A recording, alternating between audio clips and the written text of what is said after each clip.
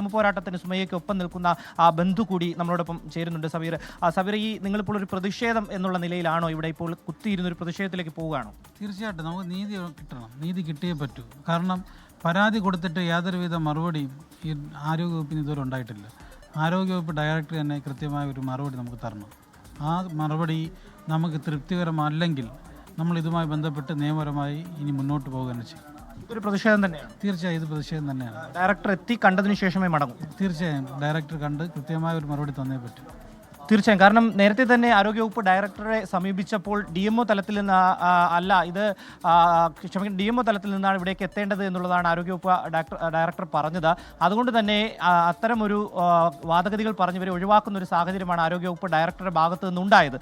അതിനാൽ DMO ഇവിടെ എത്തി ഇവർക്ക് പറയാനുള്ളതെല്ലാം പറഞ്ഞ് അദ്ദേഹത്തിൻ്റെ മറുപടി കേട്ടതിന് ശേഷം മാത്രമേ പോകൂ എന്നുള്ളതാണ്. പ്രധാനമായും രണ്ട് കാര്യങ്ങളാണ് ഇവർ മുന്നോട്ട് വയ്ക്കുന്നത്. ഒന്ന്, ഇവർക്ക് നഷ്ടപരിഹാരം വേണം. കാര്യം ആരോഗ്യപരമായി വലിയ ബുദ്ധിമുട്ടുകളുണ്ട് സുമയ്യയ്ക്ക്. അതുകൊണ്ട് തന്നെ മുന്നോട്ടുള്ള ജീവിതം, ചികിത്സ, ഇതെല്ലാം വലിയ ബുദ്ധിമുട്ടാണ്. അതുകൊണ്ട് തന്നെ സർക്കാർ തലത്തിലൊരു നഷ്ടപരിഹാരം വേണം എന്നുള്ളതാണ്. ഒപ്പം ഈ ഡോക്ടർ രാജീവ് കുമാറിനെതിരെ അതിശക്തമായിട്ടുള്ള നടപടി വേണം എന്നുള്ളതാണ്. 2 വർഷത്തിന് മുമ്പ് ഈ ഒരു പ്രശ്നമുണ്ടാകുന്നു. പരാതികളും പരിഭവങ്ങളുമായി ആരോഗ്യവകുപ്പ് ഉദ്യോഗസ്ഥരുടെ അടക്കം അടുത്ത് കയറി ഇറങ്ങുന്ന ഒരു സാഹചര്യമുണ്ട്. അപ്പോഴെല്ലാം തന്നെ ഇവരെ പരാതിയൊക്കെ തന്നെ നിരസിച്ച് ഇവരെ ഒഴിവാക്കി വിടുന്ന ഒരു സാഹചര്യമാണ് ഉണ്ടായത് എന്നുള്ളതാണ് ഏറ്റവും പ്രധാനപ്പെട്ട ഒരു കാര്യമെന്ന് പറയുന്നത്.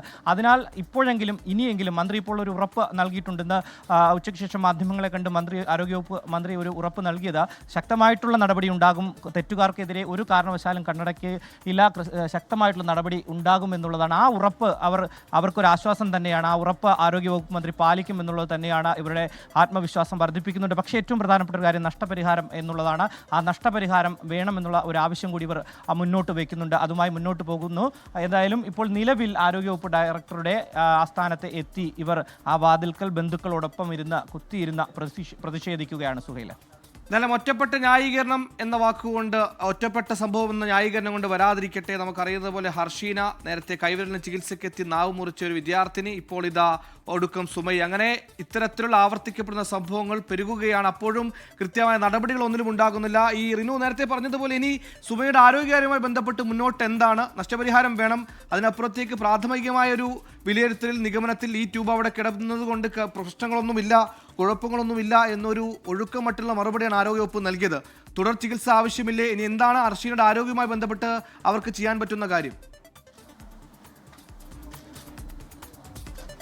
തീർച്ചയായും തുടർ ചികിത്സ വേണം എന്ന് തന്നെയാണ് ഇവർ പറയുന്നത്. കാരണം ഈ വയർ എങ്ങനെയെങ്കിലും ഈ നെഞ്ചിനുള്ളിൽ നിന്ന് പുറത്തേക്ക് എടുക്കണം എന്നുള്ളൊരു ആവശ്യം ഇവർ മുന്നോട്ട് വയ്ക്കുന്നുണ്ട്. അത് അസാധ്യമാണ് എന്നുള്ളതാണ് നിലവിൽ ഇപ്പോൾ ആരോഗ്യവകുപ്പൊക്കെ തന്നെ പറയുന്നത്. ഇത് ഈ വയർ ഉള്ളിലുള്ളത് കൊണ്ട് തന്നെ ആരോഗ്യപരമായി മറ്റൊരു ബുദ്ധിമുട്ടും ഇല്ല എന്നുള്ളതാണ് ആരോഗ്യവകുപ്പ് ഡയറക്ടറും അതുപോലെ തന്നെ ഈ RMO തലത്തിൽ അല്ലെങ്കിൽ DMO തലത്തിലുള്ള ഉദ്യോഗസ്ഥരും ഡോക്ടർമാരും എല്ലാം തന്നെ പറയുന്നത്. പക്ഷേ ഇതവർ അംഗീകരിക്കാൻ പറ്റുന്നില്ല. കാരണം ഇവർക്ക് വലിയ രീതിയിലുള്ള ശാരീരിക ബുദ്ധിമുട്ടുണ്ട്, തടസ്സമുണ്ട്. ഇതിനെ തുടർന്നാണ് ചില പരിശോധനകൾ നടത്തുന്നതും ആ പരിശോധനയിലാണ് ഇങ്ങനെ ഒരു വയർ ഉള്ളതായി കണ്ടെത്തുകയും ചെയ്യുന്നത്. പക്ഷേ ഇത് അംഗീകരിക്കാൻ വേണ്ടി ഡോക്ടർ തയ്യാറാകുന്നില്ല എന്നുള്ളതാണ്.